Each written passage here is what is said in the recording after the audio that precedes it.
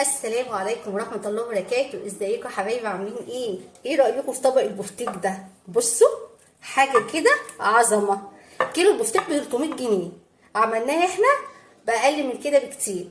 ايه رأيكم؟ بصوا، بسم الله ما شاء الله. بصوا، بصي، بصي البفتيك، بصي. ايه رأيك؟ حاجة كده عظمة. كده عملنا البفتيك. ايه رأيك ندخل نشوف الفيديو مع بعض؟ يلا بينا.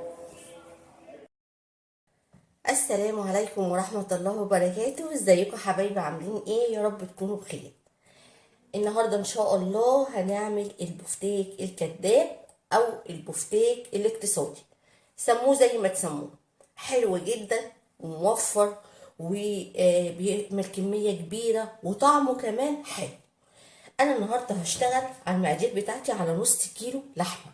تقدري تشتغلي على ربع كيلو وهيطلع كمية حلوة جدا معاكي. طيب ندخل على طول في المقادير عشان ندخل على التحضير. مقاديرنا ايه؟ انا زي ما قلت لكم هشتغل على نص كيلو لحمه.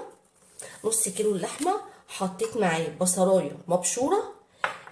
بصوا، عصرت منها الميه بس مش قوي، يعني خليت برضو فيها شويه ميه عشان تطعمها. ما عصرتش الميه قوي. بصله واحده ومعلقتين بقسماط. وما عندكيش بقسماط استبدليهم بمعلقتين دقيق، هيمشي شغال. يبقى معلقتين بقسماط، بصله متوسطه مبشوره. ما عندكيش بقسماط استعملي دقيق. المقادير بسيطه جدا. التوابل قصدي بسيطه جدا. ايه بقى التوابل بتاعتنا؟ بصوا، معلقه صغيره، نص معلقه صغيره سكر، فلفل اسود، ملح، نص معلقه بابريكا، نص معلقه توابل لحمه. ما عندكيش توابل لحمه مش مشكله، ما عندكيش بابريكا برضو مش مشكله. تقدري تشتغلي على الفلفل الاسود والملح، وحبه السكر بيساعد في السوى اكتر. تمام، هي دي مقاديرنا بسيطه جدا. هندخل على طول على التحضير. بسم الله الرحمن الرحيم. اول حاجه هجيب بوله، هبعد بقى المقادير دي وهفتح بقى اللحمه. ادي نص كيلو اللحمه المفرومه اهو زي ما انتم شايفين كده. هنزل عليه بالبصل المبشوره اهي، وهنزل عليه بمعلقتين البقسماط، وهنزل عليه بالتوابل دي كلها اهي. بس هقلل الملح شويه، هحجز الملح كده شويه بس كده. هعمل ايه بقى؟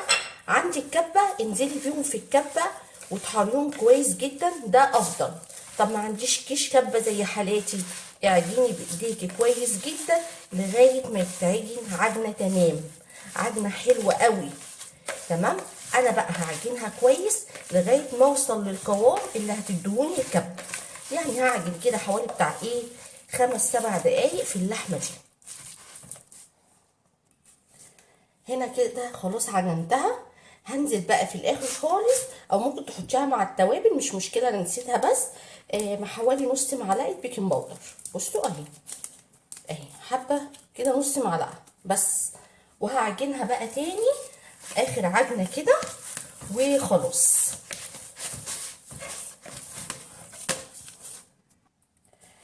بصوا بقى، عجننا العجينه. انا حبيت برضه اقول لكم على حته البيكنج باودر دي عشان بكون صادقه معاكم، ما احطهاش خلف الموبايل يعني او خلف الكاميرا، لا قلت اقول لكم برضه عليها.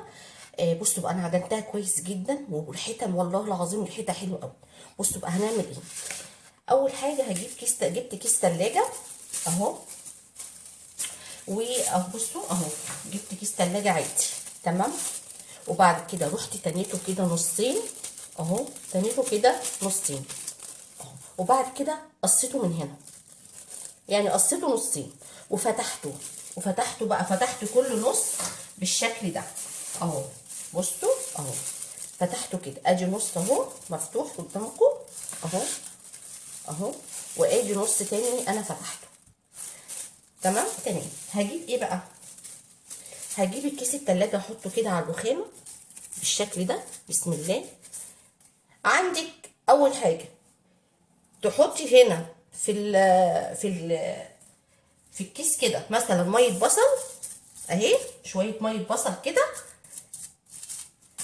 وتقومي واخده قطعه من اللحمه قد البيضايه كده يعني، بصوا اهي اهي، واعملها كده اهي، وبعد كده احطها هنا واضغط كده، او هقفل الكيس عليها كده واضغط بشكل عشوائي اهو، بشكل عشوائي تبقى حوالي سمكها ايه، ما لا تخينه قوي ولا رفيعه قوي، حوالي 3 يعني صغيره 3 مللي كده، مش كبيره قوي اهو.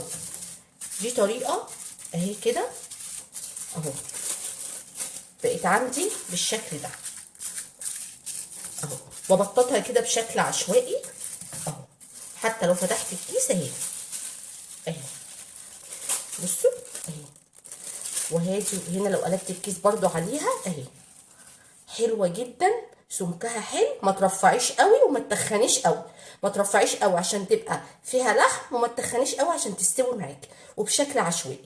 وهرجع تاني هحطها في الكيس، ممكن تدهني الكيس ميه بصل او زيت. طيب في حاجه تانية ايه، احنا لما نيجي نعملها بالبقسماط، في ناس بتحط طبقه دقيق وايه وطبقه بقسماط، صح؟ وفي ناس بتحط الاتنين على بعض. طب احنا ممكن نعمل بحاجه تانية خالص، هنبدرها وهي كده ازاي. دي بقى هشيلها اهي في طبق اهي، اجيب طبق واحطها كده وكله على بعضه بالشكل ده. هقول لكم برضو على حاجه تانية، هجيب برضو كيس تلاجة وهفرده كده على الرخام، وهجيب رشه دقيق اهي، وبعد كده هاخد حته لحمه بالشكل ده اهي، ممكن برضو اقبل لي ايدي بصل واطعمها كده اهو، عشان ايه ما تلزقش معايا اهو، بلي ايدك بصل عشان ما تلزقش معايا، وحطي هنا، وحطي رشه دقيق تاني على الوش، واضغطي كده برضو بشكل ايه، بشكل عشوائي اهو، بكف ايدك بايدك اهو، بصوا اهي. ممكن بقى تقومي قافله الكيس برضو وتضغطي كده، كده يبقى انت اديتيها طبقه دقيق، وكمان ما تلزقش معاكي اكتر اهي. هي في كلتا الاحوال كده كده في الناحيتين حلوين اهو، بصوا بطلتي كده افردي كده، يبقى انا عندك طريقه تبلي الكيس بصل او ميه بصل او ميه او زيت سوري، وعندك دي وعندك حاجه تانية ان انت تعمليها كده اهو، بصوا اهو، تخليش حته تخينه وحته رفيعه، خليها كلها قد بعض. بصوا اهي، هفتح الكيس اهي اهو زي الفل اهي، بصوا اهي، هنا متبدره بالدقيق، وهنا كمان خدت طبق الدقيق، وهحطها في الكيس كده وهقفل عليها بالشكل ده، وهعمل ايه، واحطها مع اختها كده اهو فوق بعض عادي، على بعض كده اهو، فوق بعض عادي اهو.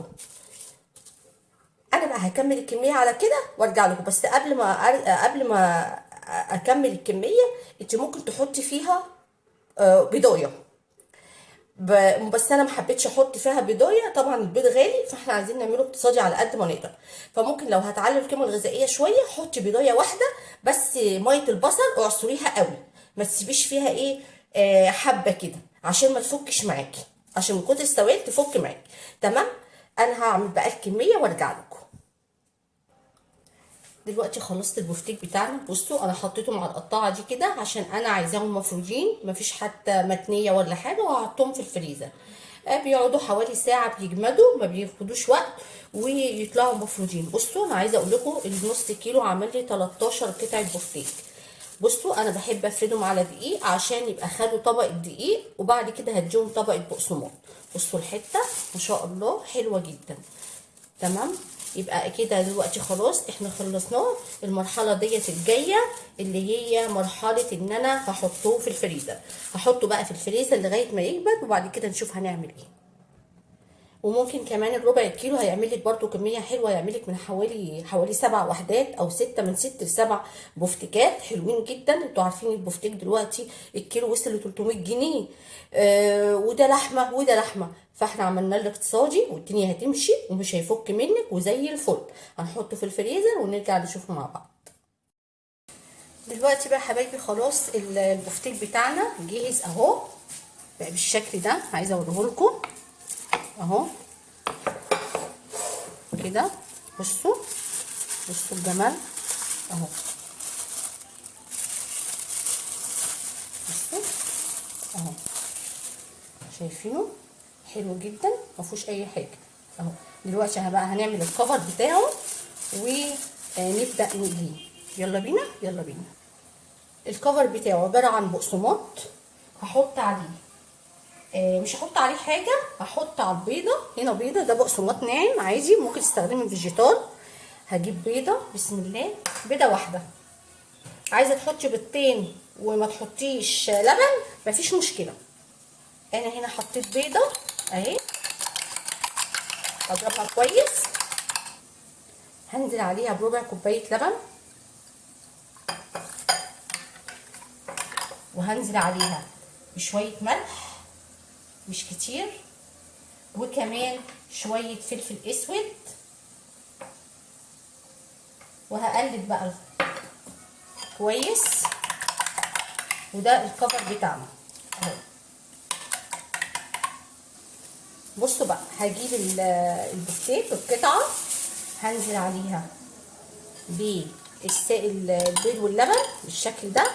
طبعا البتاعه جامده جدا يعني، هي متلجه اهو كده. هغرقها كلها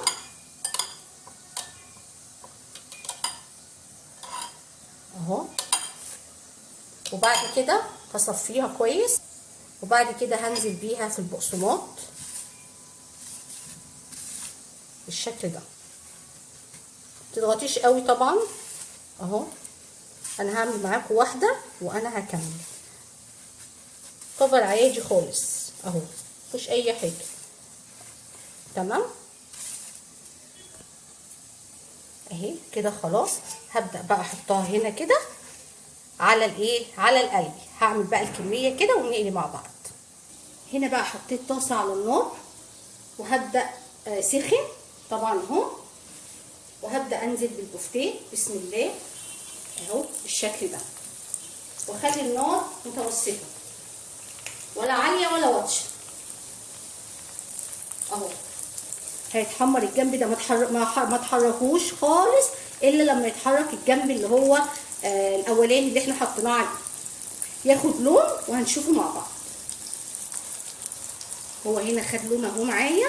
هبدا بقى بصوا اهو، احركه كده اهو، وهيتقلب الناحيه الثانيه وهيتقلي عادي زي الفل، وهتشوفوه معايا دلوقتي. انا مش عايزه افصل الكاميرا الا لما تشوفوه.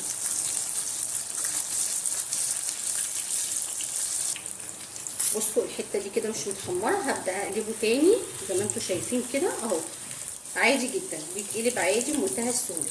وهضغط هنا كده عشان تاخد اللون كلها بالظبط بالشكل ده. وكده هي خلاص اتحمرت اهي. بصوا شكلها، شايفين؟